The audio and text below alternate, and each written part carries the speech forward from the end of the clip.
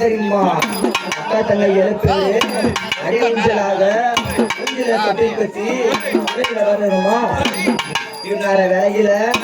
எப்படி வரும்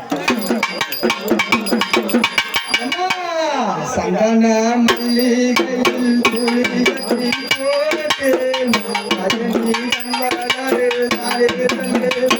துளி கட்டி போட்டு